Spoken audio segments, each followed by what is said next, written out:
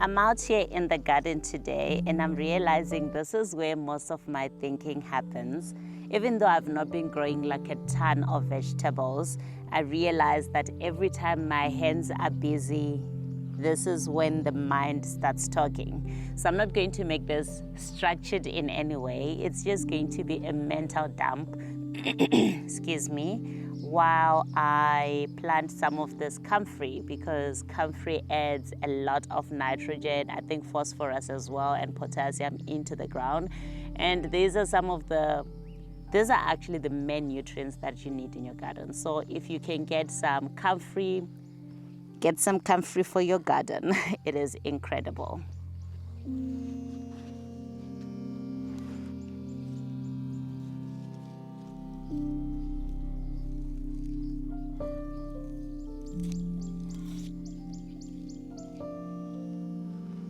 So a lot of people see the food, the space that we are growing, the freedom, if you want to call it for now, the quietness that excuse me, this life brings about.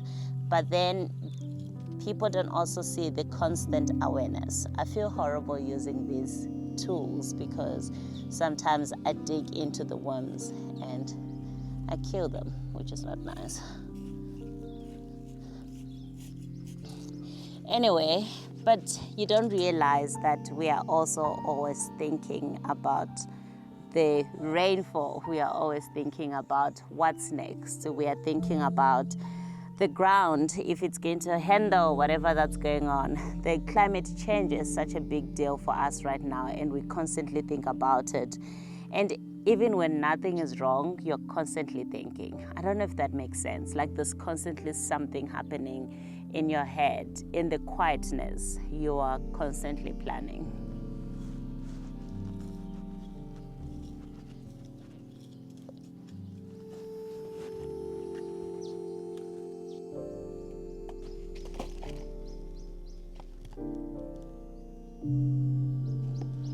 And that doesn't stop when the day ends.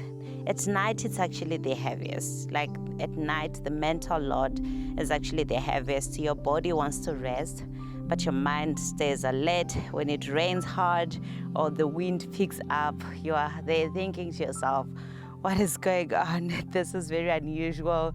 Should I wake up? Should I go check and see what could be going on with my home? Have they tried to break in again? Because after they break in, our minds are super alert right now. And as a woman, you're constantly thinking about the problem. You're thinking about the safety. You're thinking about the responsibility, about everyone that's on our property. I'm thinking about my husband, because every single time when something happens, my husband needs to be the one that wakes up, that goes out there. And sometimes I go out with him. Sometimes he says, stay in, even though we have not yet encountered something dangerous on the homestead. Like that constant awareness is actually a big mental load that I never thought that we would need to deal with, because I don't know, it's a different experience. I can't compare it to anything else because I've never had to live on a homestead before. But considering living in the city, you just locked your door and you were fine because there's a security guard. So yeah, it's a mental load that I was not going to, that I never really thought of.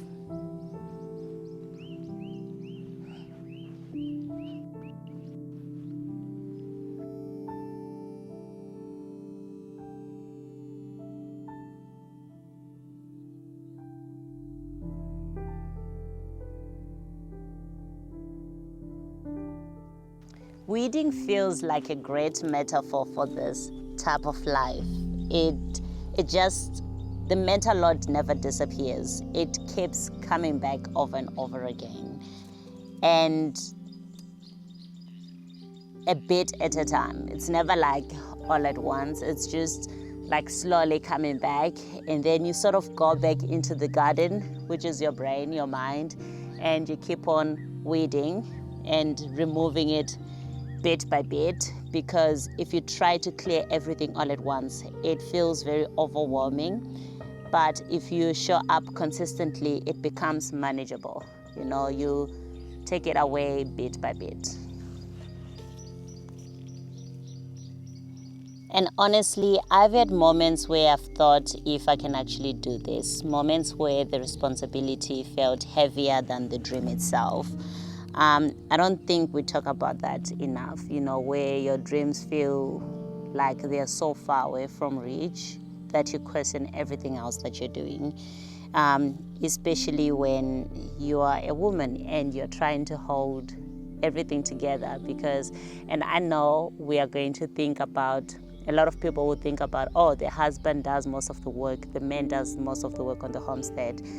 But the mental load of having to take care of someone's mental health is actually quite huge, because I've had to make sure that my husband is well enough to be able to, take care of everything that's going on, because it's a lot for him. So how do I create a space that makes him feel supported, valued, protected as well, because, he's also on this homestead.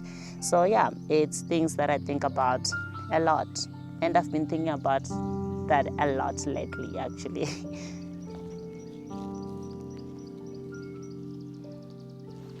With the comfrey, I'm just trying to put 1 or 2 on the bed because they grow so big. I'll show the other ones that have been growing for a couple of months. Yeah, they take over the space, so I don't want them to take over. So I'll just put 1 or 2, and yeah, they're quite resilient, so they'll keep growing for a long time.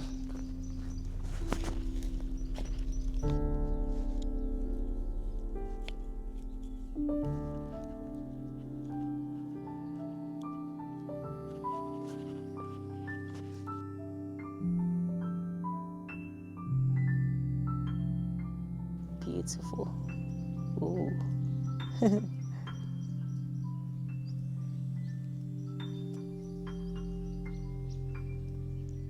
No, they don't like me right now.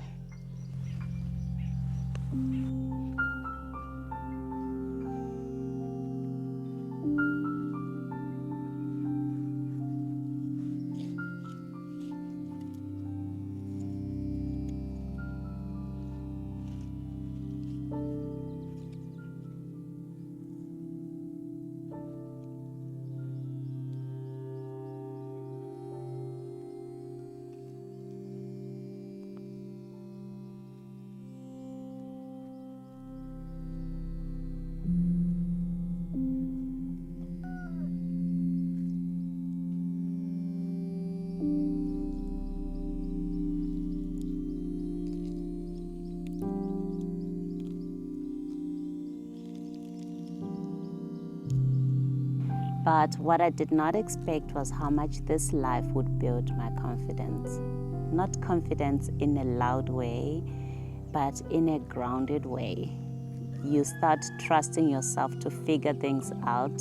You learn that panic doesn't help and presence does. And slowly the mental load changes its shape.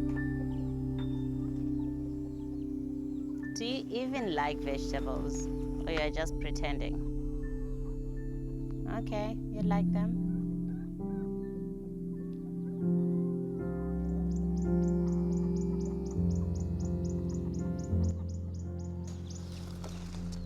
Nasturtiums are some of the most nutritious or maybe medicinal plants you can actually have, especially in winter. Their leaves can really help you overcome that winter flu, the one that makes your body hurt, the fever. So definitely add them into your garden. They also look very pretty. I recently met someone who said that they take the leaves and then they put them on bread with mayonnaise. I've never tried that, but I've definitely tried when I had the fever. And yeah, instead of the 3-4 days that I usually have it, it was just for that one day and I was fine in the next few days. This is the other comfrey plant I was talking about. It just keeps growing. This is actually just one, but now it's spread. It makes different shoots as it grows and it just keeps on growing. It actually doesn't die. We only had like a couple of shoots that we got from one of our friends and they've been growing for 3 years now. So yeah, absolutely worth it. This is your fertilizer in your garden.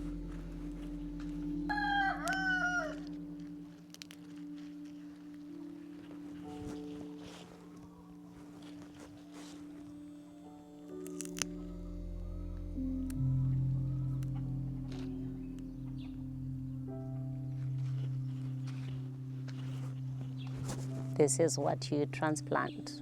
You remove the leaves so that you give it a better chance to shoot some roots. Maybe I shouldn't have removed all the leaves here. I left one little one here so that it can attract the sun, but the sun is gone, but we'll see how it grows. Kind of feel like this video is going to be Audrey and the worms. Look at that. They are so big and thick and fat. They are so big.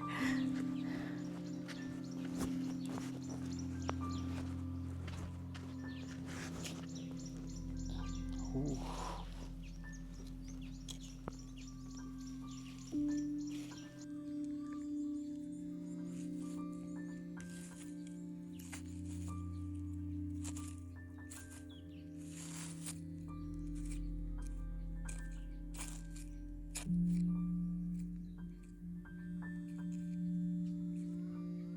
So if you're watching this and you're thinking about living a lifestyle like ours, and the mental load is what really scares you, it doesn't mean that you are not meant for this. It means that you're thinking about it, because honestly, this lifestyle, it brings in a mental load that you would not expect before it can bring you the freedom. So you are on the right track.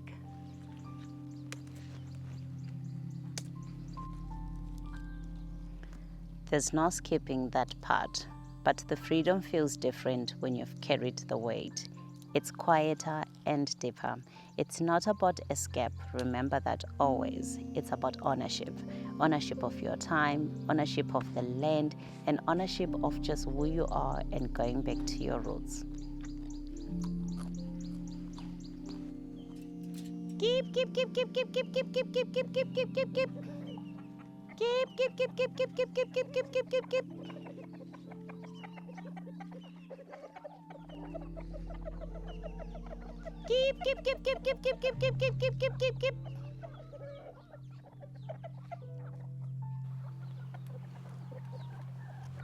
Like I said, this was going to be a mental dump on you.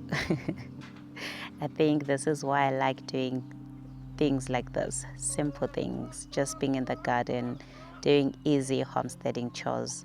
They remind me that not everything needs to be solved all at once. Some things just need attention over time. So if you're planning on doing this, you don't need to be fearless to live this way.